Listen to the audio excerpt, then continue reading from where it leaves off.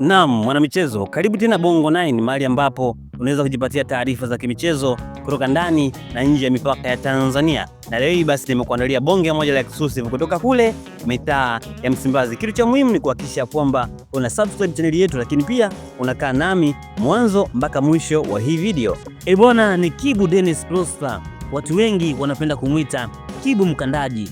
Kwa taarifa ambazo tumezipata hivi punde ni kwamba timu ambayo inashiriki ligi kuu ya nchini Libya, Al Nassr, inahitaji saini ya winga machachari kabisa kutoka katika timu ya Simba.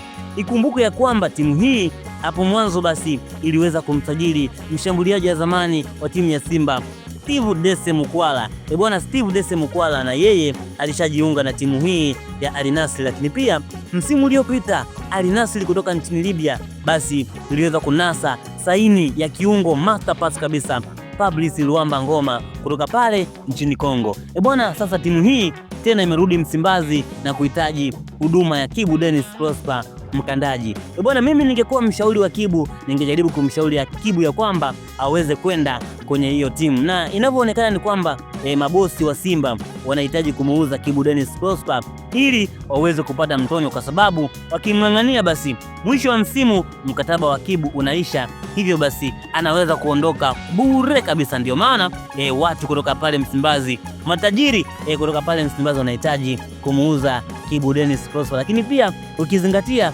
ushindani umekuwa ni mkubwa sana katika nafasi ambayo anaicheza Kibu Dennis Prosper. Ujio wa wachezaji kama Libase Gueye na Aniset Oura unaongeza ushindani katika eneo la winga. Bwana Kibu Dennis Prosper nadhani soon as possible deal linakuwa dani, anaenda katika timu ya Al Nassr. Sasa wewe mwana Simba unaonaje huu usajili? Simba watakuwa wamelamba dume ama watakuwa wamefeli? Tuachie maoni yako bwana kwenye uwanja wa maoni, tuandikie hivi unafikiria ni nini hapo kati.